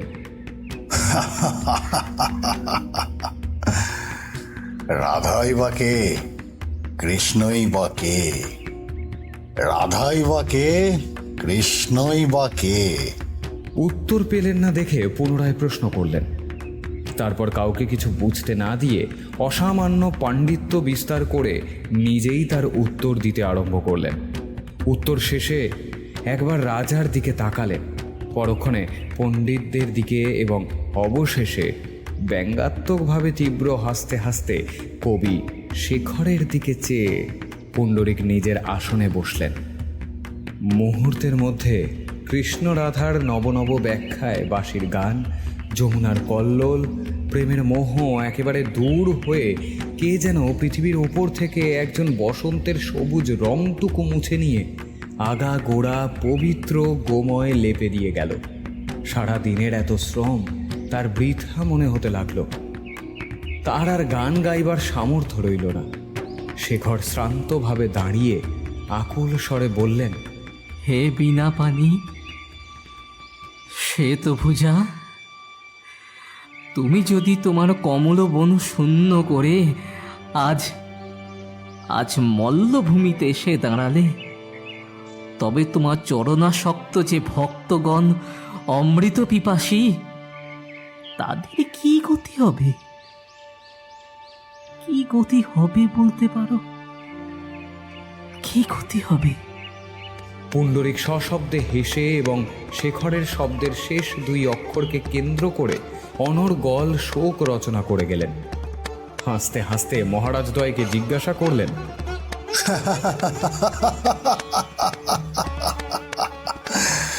মহারাজ, পদ্মবনের সঙ্গে কি কোনোদিন খড়ের তুলনা হয়? এবং সঙ্গীতের বিস্তর চর্চা সত্ত্বেও উনি কি এমন ফললাভ করেছেন? আর বাকি রইল বাগদেবী সরস্বতীর কথা। সেই দেবীর অধিষ্ঠান তো পুণ্ডরিকের মধ্যেই। আমি কি তা ইতিমধ্যেই প্রমাণিত করতে পারিনি? তাহলে কোন অপরাধে দুই শ্রেষ্ঠ মহারাজের সামনে তাকে তুচ্ছ খরবাহন করে অপমান করা হচ্ছে? পুণ্ডরিকের প্রশ্নে পণ্ডিতেরাও উচ্চস্বরে হাসতে লাগলেন। সভাসদেরাও অচিরেই সেই হাসি ঠাট্টায় যোগ দিলেন। সেই যারা এতক্ষণ কবি শেখরের বাঁশির শব্দে আকুল হয়েছিলেন, সেসব বিস্মিত হয়ে সভাশুদ্ধ সমস্ত লোক সকলেই হাসতে লাগলো। কিন্তু দুর্ভাগ্যবশত অনেকেই বুঝতে পারল না যে তারা হাসছেন কেন। কথাগুলো মহারাজ উদয়নারায়ণের অন্তঃস্থলে গিয়ে বিঁধল। এর উপযুক্ত প্রত্যুত্তরের প্রত্যাশায় রাজা তার কবি সখাকে বারবার তীক্ষ্ণ দৃষ্টিবাণে বিদ্ধ করতে লাগলেন, কিন্তু শেখর তার প্রতি কোনো মনোযোগ না দিয়ে অটলভাবে বসে রইলেন। দুই চোখ অশ্রু বাষ্পে ঝাপসা হয়ে এলো। মহারাজ উদয়নারায়ণ প্রচণ্ড রুষ্ট হয়ে সিংহাসন থেকে নেমে আসলেন এবং নিজের কণ্ঠ থেকে মুক্তোর মালা খুলে পুণ্ডরিকের গলায় পরিয়ে দিলেন। সভাস্থ সকলেই সাধু সাধু করে উঠল। মহারাজ অমর মাণিক্য সভাস্থ সকলের উদ্দেশ্যে বললেন, আজ অত্যন্ত আনন্দের সাথে জানাচ্ছি, আপনারা সকলেই অপূর্ব কিছু মুহূর্তের সাক্ষী হলেন। দুজন কবির মস্তকে দেবী সরস্বতীর আশীর্বাদ থাকলেও আজ রাজকবি শেখরকে মহাবিদ্বান পুণ্ডরিক বাক্যযুদ্ধে পরাজিত করেছেন। এরপর আপনাদের সামনে ত্রিপুরার যুবরাজগণ তাদের সুকৌশল ধনুর্বিদ্যা দক্ষতা প্রদর্শন করবেন এবং যে যুবরাজ এই ধনুর্বিদ্যা প্রতিযোগিতায় জয়লাভ করবে তাকে এই সুদৃশ্য হীরকখচিত তরবারি উপহার দেওয়া হবে। শেষ কথাগুলো কবি শেখর যেন শুনতে পেলেন না। তিনি শূন্য দৃষ্টিতে একবার মহারাজ উদয়নারায়ণের দিকে, একবার নিজ সখা রাজকুমার রাজধরের দিকে এবং একবার পর্দাবৃত অলিন্দের দিকে চেয়ে ধীর পায়ে সভাস্থল থেকে বেরিয়ে গেলেন। সেই দৃষ্টিতে কত কষ্ট, দুঃখ এবং অব্যক্ত বেদনা আছে তা রাজধর এবং অপরাজিতা স্পষ্ট বুঝতে পারলেন। সেই বেদনাতুর দৃষ্টি অপরাজিতাকে বিদ্ধ করলেও রাজধরের দুই চোখ ক্রোধে রক্তবর্ণ ধারণ করল। রাজকুমার ধনুর্বাণ হাতে প্রতিযোগিতা স্থলে এসে দাঁড়ালেন। পিছনে নিশান নিয়ে নিশানধারী এবং সার দিয়ে সৈন্যগণ এসে দাঁড়িয়েছে। সিনা বাজার সাথে সাথে চারিদিকে মহাধুম পড়ে গেল। সেনাপতি ঈশা খাঁ রাজকুমারদের প্রস্তুত হতে বললেন। যুবরাজ চন্দ্র ধনুকের ছিলা পরীক্ষা করছিলেন।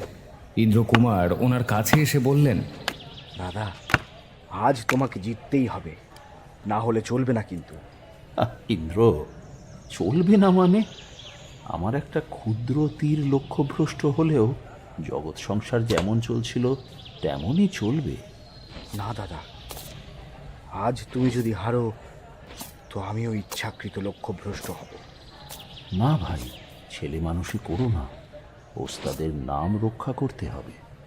রাজধর বিবর্ণ শুষ্ক চিন্তান্বিত মুখে চুপ করে দাঁড়িয়ে রইলেন। বৃদ্ধ সেনাপতি এবং যুবরাজদের অস্ত্রগুরু ঈশা খাঁ এসে বললেন, যুবরাজ, সময় হয়েছে, ধনুক গ্রহণ করো।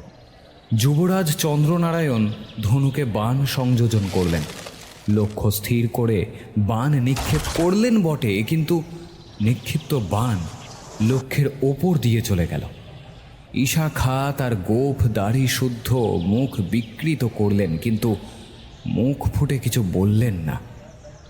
ইন্দ্রকুমার বিষণ্ণ হয়ে এমন ভাব ধারণ করলেন যেন তাকেই লজ্জিত করবার জন্যে দাদা ইচ্ছে করে এই কীর্তিটি করলেন।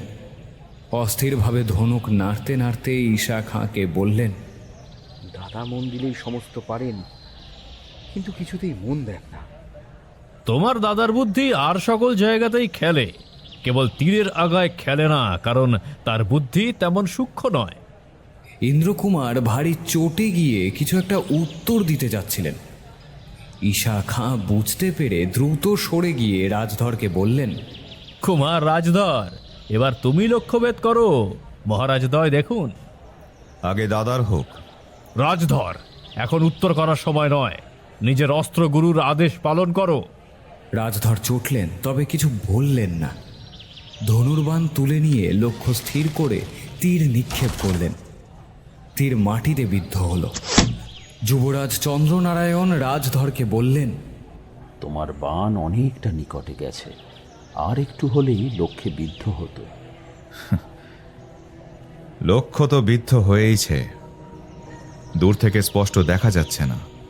না, তোমার দৃষ্টির ভ্রম হয়েছে, লক্ষ্য বিদ্ধ হয়নি। হ্যাঁ, বিদ্ধ হয়েছে, কাছে গেলেই দেখা যাবে। ভাই ইন্দ্র, দেখো, আমি অক্ষম, আমার উপর রাগ করা অন্যায়। আর তুমি যদি আজ লক্ষ্যভেদ না করতে পারো, তবে তোমার ভ্রষ্ট লক্ষ্য তীর আমার হৃদয় বিদীর্ণ করবে, এই কথা তুমি নিশ্চিত জেনো। দাদা, এই তোমার পদযুগল ছুঁয়ে বললাম, তোমার আশীর্বাদে আজ আমি লক্ষ্যভেদ করবই, এর অন্যথা হবে না। চন্দ্রের পা ছুঁয়ে আশীর্বাদ নিয়ে ইন্দ্রকুমার তার তীর নিক্ষেপ করলেন। অনতিবিলম্বে লক্ষ্য বিদ্ধ হল তীর। সাথে সাথে তুড়ি ভেড়ি শিঙা সহ বাজনা বেজে উঠল। সভাস্থলের চারিদিক থেকে জয়ধ্বনি উঠল। যুবরাজ যখন ইন্দ্রকুমারকে আলিঙ্গন করলেন, আনন্দে ইন্দ্রকুমারের চোখ ছলছল করে উঠল। ঈশা খাঁ পরম স্নেহে বললেন, পুত্র, করুণাময় আল্লাহর কৃপায় তুমি দীর্ঘজীবী হয়ে থেকো। মহারাজা অমর মাণিক্য এসে ইন্দ্রকুমারকে জড়িয়ে ধরলেন এবং কথা মতো যখন ইন্দ্রকুমারকে পুরস্কার দেবার উদ্যোগ করছেন, এমন সময় রাজধর সম্মুখে এসে বললেন, মহারাজ, আপনাদের ভ্রম হয়েছে, আমার তীরই লক্ষ্যভেদ করেছে, যুবরাজ ইন্দ্রকুমারের নয়। কখনোই না, ইন্দ্রর তীরই লক্ষ্যভেদ করেছে। মহারাজ, বিনীতভাবে বলছি, সকাল থেকে অনেক অপ্রাসঙ্গিক বস্তু নিজের চোখে দেখেছি। আপনাদের কাছে বিদ্যার আস্ফালনই সর্বস্ব, বিদ্যার পূজারী নয়। তাই তো রাজকবি শেখর এত অপমানিত হলেন, এখন আমাকেও করছেন। আপনাদের অভিপ্রায় কি জানতে পারি? মহারাজ জানেন তো, শক্তিধর অধিক শক্তিধরের সাথে মিত্রতা করে, আর চতুর মিত্রতা করে অধিক চতুর আর বাক সর্বস্ব ব্যক্তির সাথে। যুবরাজ আমাদের দ্বিতীয় দলে পড়েন। অহেতুক বালখিল্যতা করে জনসমক্ষে নিজেকে আর ছোট করো না। বেশ, নিকটে গিয়ে মহারাজ নিজেই দেখে নিন কার তীর লক্ষ্যভেদ করেছে। সকলে লক্ষ্যের কাছে গেলেন। চমকিত হয়ে সকলে দেখলেন যে তীর মাটিতে বিদ্ধ তার ফলায় ইন্দ্রকুমারের নাম খোদিত, আর যে তীর লক্ষ্যে বিদ্ধ তাতে রাজধরের নাম খোদিত। মহারাজ, মহারাজ, কোথাও গন্ডগোল হয়েছে। এ হতে পারে না, নিশ্চয়ই তুন বদল হয়েছে। আমার অনুরোধ, পুনর্বার পরীক্ষা করা হোক। না, তাতে আমি সম্মত হতে পারি না। আমার প্রতি এ বড় অন্যায়, বড় অবিশ্বাস। বেশ বেশ, এই পুরস্কার আমি চাই না। মধ্যম কুমার বাহাদুরকে এই পুরস্কার দেওয়া হোক। এই বলে পুরস্কারের তলোয়ার ইন্দ্রকুমারের দিকে এগিয়ে দিতেই ইন্দ্রকুমার দারুণ ঘৃণার সাথে বলে উঠলেন, ধিক তোমায়, ধিক! তোমার হাত থেকে এ পুরস্কার গ্রাহ্য করে কে? এ পুরস্কার তুমিই নাও। বলেই তলোয়ারখানা ঝনঝন করে রাজধরের পায়ের কাছে ফেলে দিলেন। রাজধর হেসে নমস্কার করে তা তুলেও নিলেন। তখন ইন্দ্রকুমার কম্পিত স্বরে অমর মাণিক্যকে বললেন, মহারাজ, আরাকানপতির সাথে শীঘ্রই যুদ্ধ হবে। ওরা সন্ধির শর্ত বেশ কয়েকবার লঙ্ঘন করেছে। গতবারে রাজধরের চাতুরির জন্য যুদ্ধ জিততে আমি পারি। আদেশ করুন মহারাজ, এবার সেই যুদ্ধে গিয়ে আমি পুরস্কার আনব। মহারাজ, আদেশ করুন। কুমার ইন্দ্র, তুমি মহারাজের অপমান করেছ, ওনার তলোয়ার ছুঁড়ে ফেলেছ। এ কাজের সমুচিত শাস্তি আবশ্যক। ছাড়ো বৃদ্ধ, আমাকে স্পর্শ করো না। পুত্র, এ কি পুত্র, আমার উপরে এই ব্যবহার? তুমি কি আজ আত্মবিস্মৃত হয়েছ বৎস? ক্ষমা সেনাপতি সাহেব, আমাকে ক্ষমা করো। আমি আজ সত্যি আত্মবিস্মৃত হয়েছি। আমাকে ক্ষমা করো তুমি। শান্ত হও ভাই, নিজের কক্ষে চলো। চলো ভাই। পিতা, আমার অপরাধ মার্জনা করুন। জানো দাদা,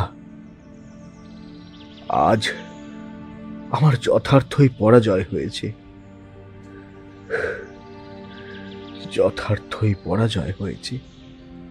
রাজধর যে কেমন করে জিতলেন তা কেউ বুঝতে পারলেন না।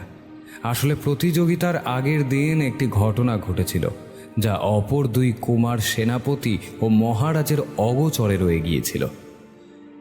রাজধর পরীক্ষা দিনের পূর্বে চন্দ্রনারায়ণের স্ত্রী কমলা দেবীর সাহায্যে ইন্দ্রকুমারের অস্ত্রালয়ে প্রবেশ করেছিলেন। ঠিক এমনি এমনি ঢুকতে পারেননি রাজধর। চতুর রাজধর ইন্দ্রকুমার ও চন্দ্রনারায়ণের সামনে বলেছিল যে পরীক্ষার পূর্বদিন রাতে শিকার করতে যেতে চায়। সেই কমলা দেবীর কাছে এসে অনুযোগ করতে থাকে যাতে দাদা শিকারে না যেতে পারে, এবং তাকে যেন কমলা দেবী নিষেধ করেন যেতে। কমলা দেবী তার চতুর দেওরকে কৌশলে অস্ত্রালয়ে বন্দি করে রাখেন। চন্দ্র এসে ওকে উদ্ধার করেন। বন্দি থাকাকালীন ইন্দ্রকুমারের তুন থেকে ইন্দ্রকুমারের নামাঙ্কিত একটি তীর নিজের তুনে তুলে নিয়েছিলেন, এবং নিজের নামাঙ্কিত একটি তীর ইন্দ্রকুমারের তুনে এমন স্থানে এমনভাবে রেখে দিয়েছিলেন যাতে সেটি সহজে ও সবার আগে তার হাতে উঠে আসতে পারে। রাজধর যা মনে করেছিলেন তাই ঘটল। ইন্দ্রকুমার দৈবক্রমে রাজধরের স্থাপিত তীরই তুলে নিয়েছিলেন। সেই জন্যেই পরীক্ষাস্থলে এমন গোলযোগ হয়েছিল। কালক্রমে যখন সমস্ত পরিবেশ শান্ত হলো, তখন ইন্দ্রকুমার রাজধরের চাতুরি কতকটা বুঝতে পেরেছিলেন। কিন্তু সে কথা আর কাউকে না বললেও রাজধরের প্রতি তার ঘৃণা আরও দ্বিগুণ হয়ে উঠল। কৃষ্ণ চতুর্দশীর ঘন অন্ধকার রাত্রি। আকাশে এক ফালি চাঁদের মরা আলোক জ্যোৎস্না কবি শেখরের ঘরের একটি মাত্র জানালা দিয়ে তার বিষণ্ণ মুখে এসে পড়ছে। ফুলের মনোমধুর গন্ধ নিয়ে দক্ষিণের বাতাস খোলা জানলা দিয়ে নগরের প্রতিটি ঘরে প্রবেশ করছে। ঘরে কাঠের তাক থেকে শেখর নিজের যাবতীয় পুঁথি পেরে সামনে স্তূপাকার করে রেখেছেন। তার মধ্যে থেকে বেছে বেছে বহু দিনের পুরনো নিজের রচিত গ্রন্থগুলি পৃথক করে রাখলেন। এদিক ওদিক উল্টে পাল্টে দেখলেন, অনেক লেখাই তিনি ভুলে গেছেন, তবে আজ তার কাছে এই সমস্তই অকিঞ্চিতকর বলে মনে হলো। বুক থেকে একটা গভীর দীর্ঘশ্বাস উঠে এলো। বিস্মিত এবং বেদনা বিহ্বল গলায় বললেন, সমস্ত জীবনের এই কি সঞ্চয়? কতগুলো কথা, ছন্দ এবং এই মিল, আর কিছু না। যা কিছু তিনি এ যাবৎ রচনা করেছিলেন, কল্পনা করেছিলেন, সব কিছুই আজ তার কাছে নিতান্ত তুচ্ছ বলে মনে হতে লাগলো। রাজার মৈত্রী, লোকের খ্যাতি, রাজ্য জুড়ে সুনাম, সব সব আজ অন্ধকার রাত্রে সমস্তই শূন্য বিড়ম্বনা বলে মনে হতে লাগলো। নিজের সমস্ত পুঁথি ছিঁড়ে ছিঁড়ে সামনের প্রদীপের আগুনে নিক্ষেপ করতে লাগলেন। মনে মনে হাসতে হাসতে নিজেকে নিজেই উপহাস করতে লাগলেন। সহসা সে ঘরে ঝড়ের মতো রাজধর প্রবেশ করলেন। বিস্মিত হয়ে দেখলেন তার প্রিয় মিত্রের সমস্ত প্রিয় পুঁথিপত্র সামনের প্রজ্বলিত আগুনের মধ্যে দাউ দাউ করে চলছে। রাজধর বিহ্বল স্বরে বলে উঠলেন, মিত্র। জানো মিত্র, জানো, বড় বড় রাজারা অশ্বমেধ যজ্ঞ করে থাকেন। আজ আমারে কাব্যমেধ যজ্ঞ। এ তুমি কি বলছো মিত্র? কেন এরকম করছো? না না না না, আমার আমার আমার তুলনাটা ঠিক হলো না। অশ্বমেধের অশ্ব যখন সর্বত্র বিজয়ী হয়ে ফিরে আসে, তখনই অশ্বমেধ হয়। কিন্তু কিন্তু আমার কবিত্ব তো যেদিন পরাজিত হয়েছে, আমি আমি সেই দিন কাব্যমেধ করতে বসেছি।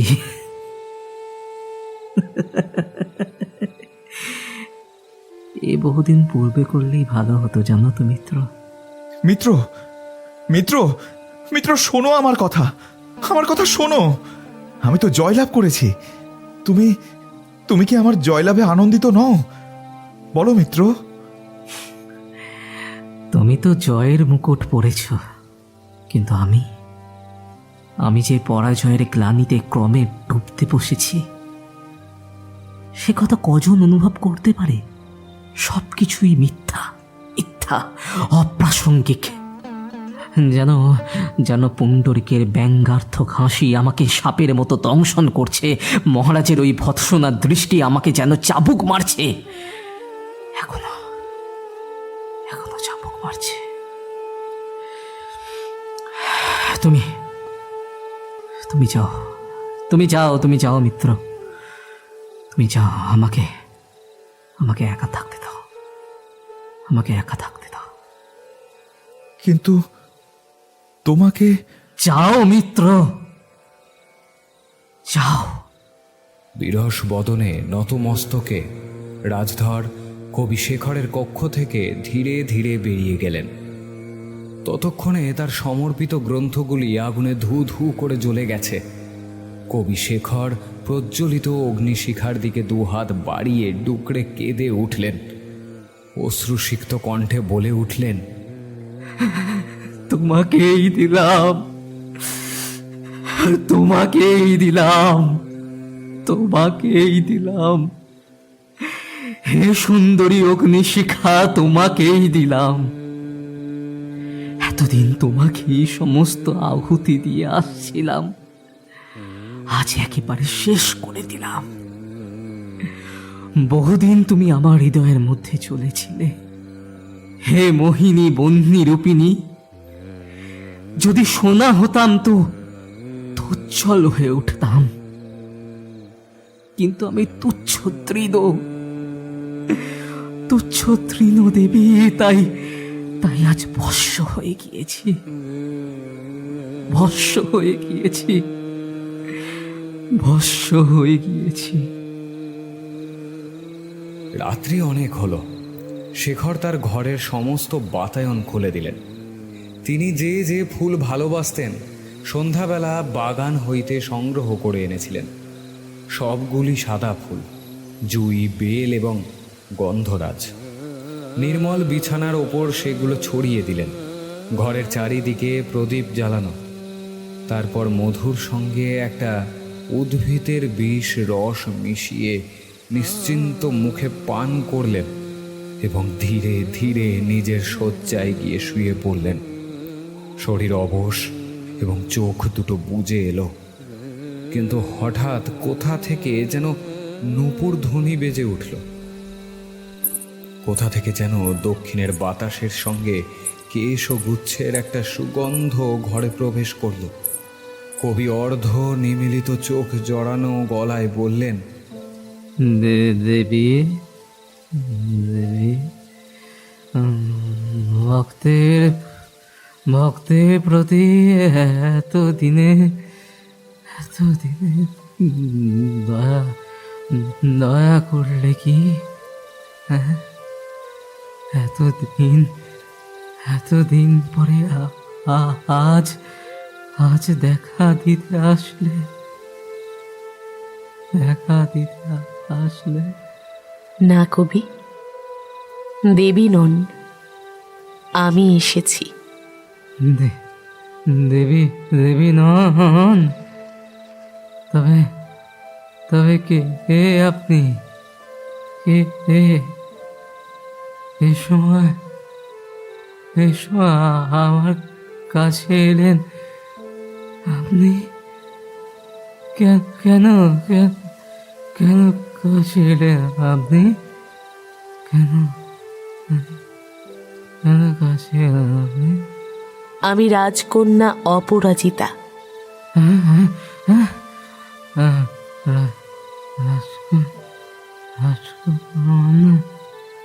শেখর চমকে উঠে চোখ মেললেন। দেখলেন শয্যার সামনে এক অপরূপ নারী মূর্তি। মৃত্যু সমাচ্ছন্ন অশ্রুসিক্ত চোখে স্পষ্ট দেখতে পেলেন না। মনে হলো তার হৃদয়ের সেই ছায়াময়ী প্রতিমা অন্তর থেকে বেরিয়ে এসে মৃত্যুকালে তার মুখের দিকে স্থির চোখে চেয়ে আছেন। সত্যি রাজকন্যা অপরাজিতা এসেছেন। তারও দু চোখ অশ্রুসিক্ত। রাজা তোমার সুবিচার করেননি শেখর, জয় তোমারই হয়েছে। কবি, তাই আমি আজ এখানে এসেছি তোমাকে জয় মাল্য পরিয়ে দিতে। বলে রাজকুমারী অপরাজিতা নিজের কণ্ঠ থেকে স্বহস্ত রচিত পুষ্পমালা খুলে কবির গলায় পরিয়ে দিলেন। মরণাহত কবি শয্যার ওপর পড়ে গেলেন, আর উঠলেন না। ডুকরে কেঁদে উঠলেন অপরাজিতা। সেই কান্না এই রাত্রিকে আরো বিরস এবং বিপর্যস্ত করে তুলল।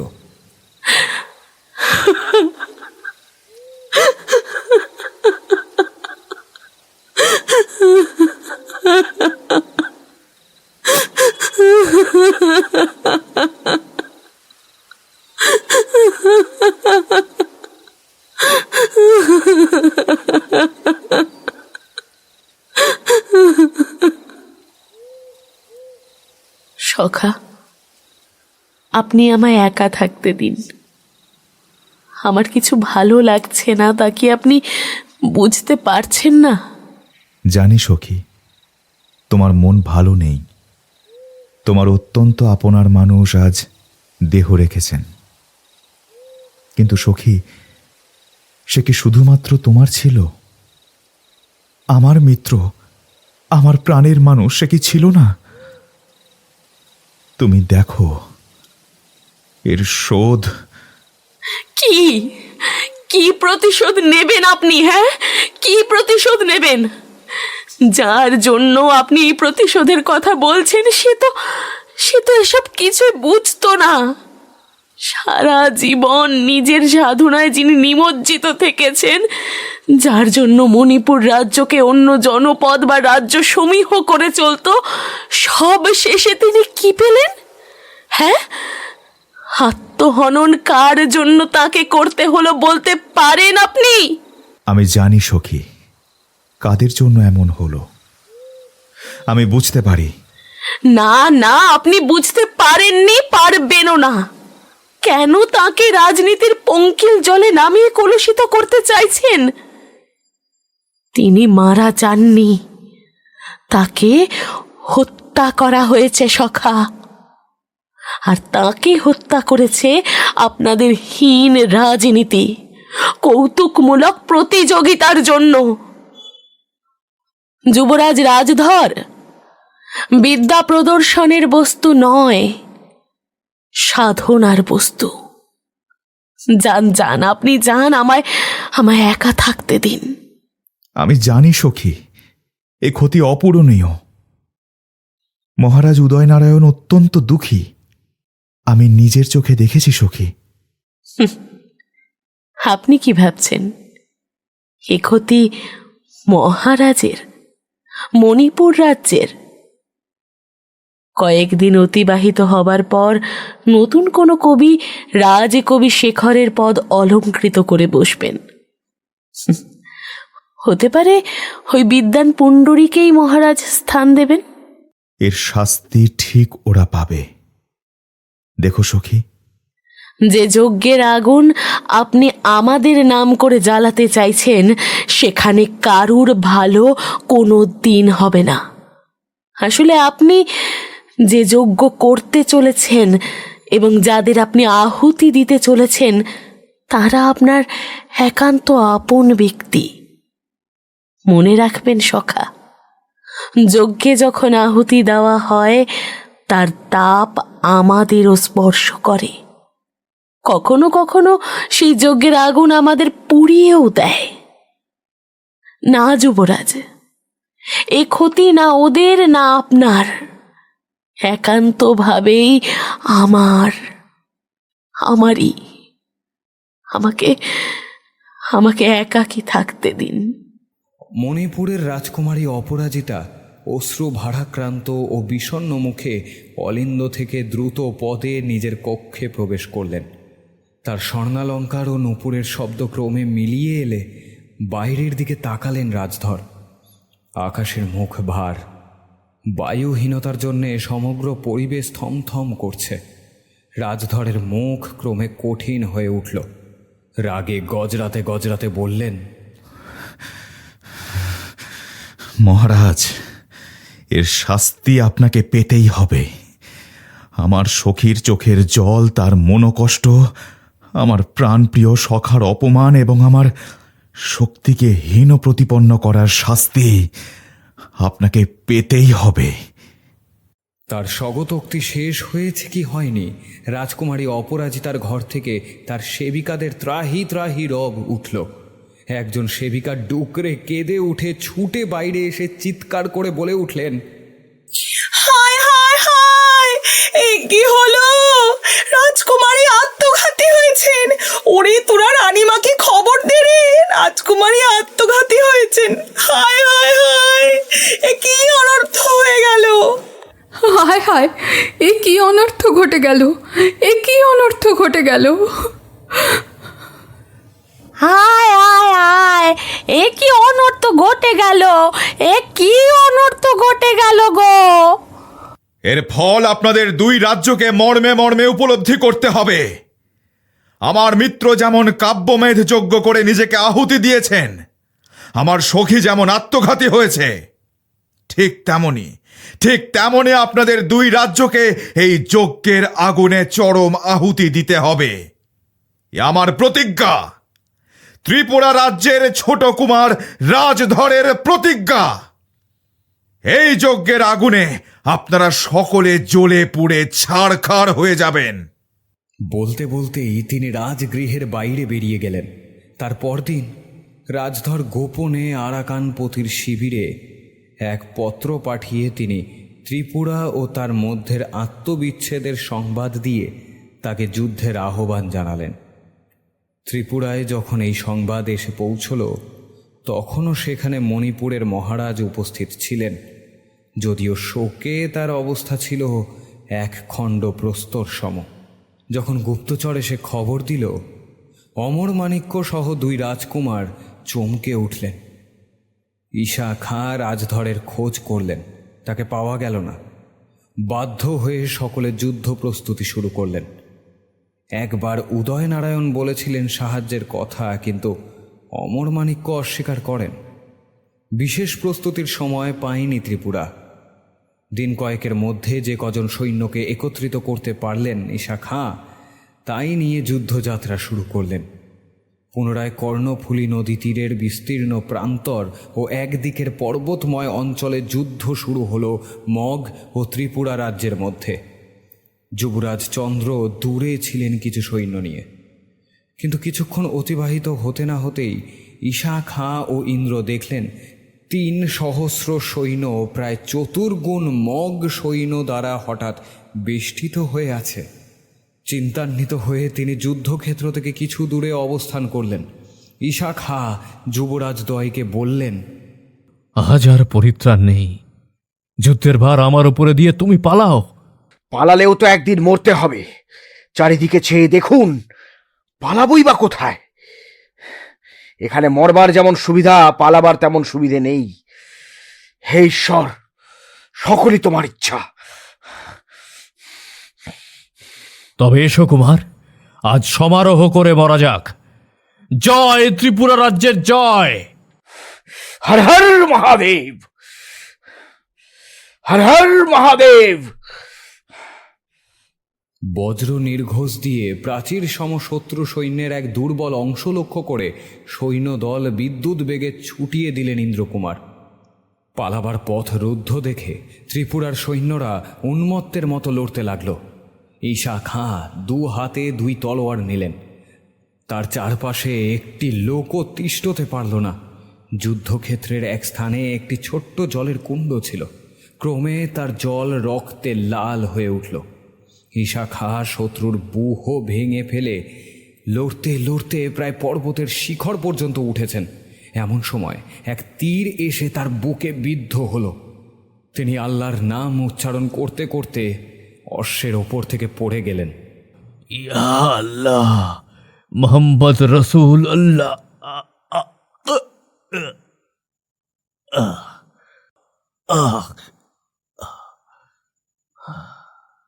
যুবরাজের জানুতে এক তীর, পিঠে এক তীর এবং তার বাহন হাতির পাঁজরে এক তীর বিদ্ধ হয়েছে। মাহুত মারা পড়েছে। হাতিটি যুদ্ধক্ষেত্র থেকে পালিয়ে কর্ণফুলী নদীর তীরে এসে শেষ নিঃশ্বাস ত্যাগ করল। ইন্দ্রকুমার হাতির পিঠ থেকে মূর্ছিত হয়ে পড়ে গেলেন। জ্ঞান যখন ফিরল, তখন দেখলেন নদীর তীরে এক বিশাল প্রস্তর খণ্ডের পাশে কেউ একজন ঘাসের বিছানা করে শুয়ে আছে এবং অঞ্জলি ভরে সে জল পান করছেন। কাছে গিয়ে চমকে উঠলেন। যুবরাজ চন্দ্র বুকে একাধিক তীর নিয়ে শুয়ে আছেন। আর্তনাদ করে ইন্দ্রকুমার ডেকে উঠলেন, দাদা, দাদা, তোমার এ কি হলো? কেমন করে হলো? এসেছো ভাই, এসেছো? শান্তি, বাঁচলাম ভাই। তুমি আসবে জেনেই এতক্ষণে কোনো মতে বেঁচেছিলাম। তোমায় এতবার সংকেত দিলাম, তুমি কি শুনতে পাও? শোনার অবস্থায় ছিলাম না যে ভাই, শোনার অবস্থায় ছিলাম না। আমি দূরে দাঁড়িয়ে সুযোগের অপেক্ষায় ছিলাম, কিন্তু এবারে ওরা আরো শক্তিশালী ছিল ভাই। হঠাৎ দেখলাম আকাশ কালো করে বৃষ্টির মতো তীর আমাদের উপর বর্ষিত হতে শুরু করলো। আত্মরক্ষা করবার সময়টুকুও পেলাম না। আমি তোমাদের তুরির ধ্বনি শুনেও কিছু করতে পারিনি ভাই।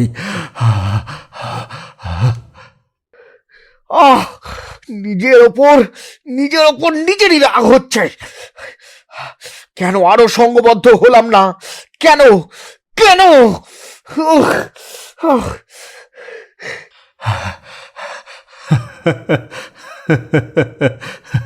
ইন্দ্রকুমার, তুমি হয়তো আমার উপরে অভিমান করেছিলে তখন, তাই হয়তো এখনো বেঁচে আছি। তোমার সেই অভিমান নিয়ে কি আমি মরতে পারি? আজ আবার দেখা হলো, তোমার প্রেম আবার ফিরে পেলাম। এখন মরতে আর কোনো কষ্ট নেই।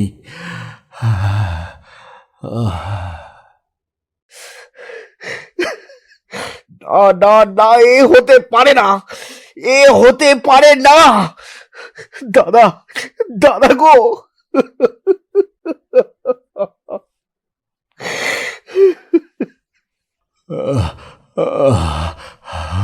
দয়াময়, ভবের খেলা সাঙ্গ হলো। এখন তোমার কোলে স্থান দাও।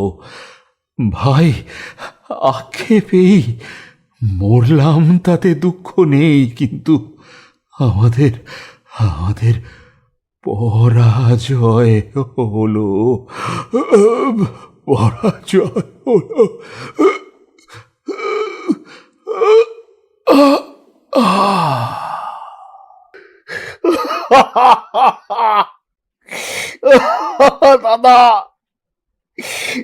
দাদা, না, পরাজয় তোমার হয়নি দাদা, পরাজয় আমারই হয়েছে। রাজধরের বুদ্ধিকে আমি হেয় করেছিলাম, তার খেসারত দিতে হচ্ছে সমস্ত ত্রিপুরা রাজ্যকে।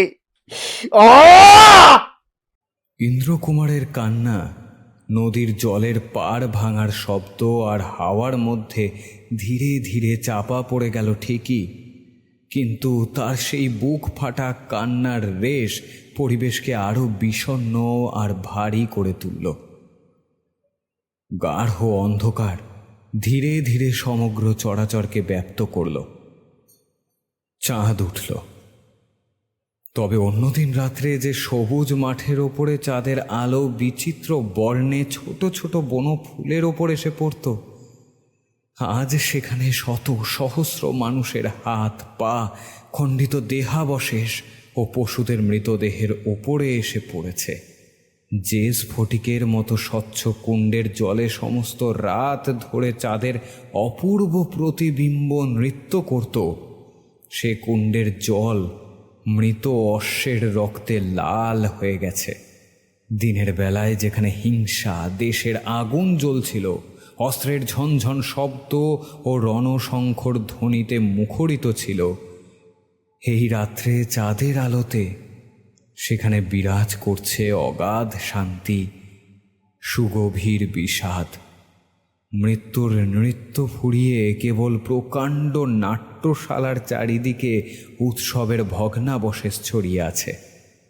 সাড়া নেই, শব্দ নেই, প্রাণ নেই, চেতনা নেই। হৃদয়ের তরঙ্গ যেন স্তব্ধ, সুস্থির হয়ে আছে।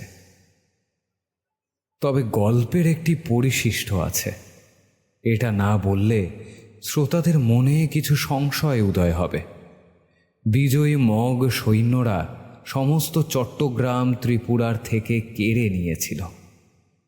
মিত্র মণিপুর মহারাজ উদয়নারায়ণকে সাথে নিয়ে অমরমাণিক্য ও ইন্দ্রকুমার যুদ্ধ করতে চেষ্টা করেছিলেন বটে, কিন্তু সফল হননি। অমরমাণিক্য দেওঘাটে পালিয়ে গিয়ে অপমানে আত্মহত্যা করেন এবং ইন্দ্রকুমার মগধের সাথে যুদ্ধ করতে করতেই মারা যান। আরাকান রাজধরকে রাজা হিসেবে ত্রিপুরার সিংহাসনে বসিয়েছিলেন বটে, কিন্তু প্রবল অন্তর্দাহে দগ্ধ হয়ে তিনি গোমতীর জলে ডুবে মরেন। তিনি শেষে বুঝতে পেরেছিলেন রাজকুমারী অপরাজিতার কথা কতটা সত্যি। আত্মহননের আগে অপরাজিতা রাজধরকে বলেছিলেন, যে যজ্ঞ আপনি শুরু করেছেন এবং যাদের আপনি আহুতি দিতে চলেছেন তারা আপনার একান্ত আপন ব্যক্তি। মনে রাখবেন সখা, যজ্ঞে যখন আহুতি দেওয়া হয় তার তাপ আমাদেরও স্পর্শ করে। কখনো কখনো সেই যজ্ঞের আগুন আমাদেরকেও পুড়িয়ে দেয়।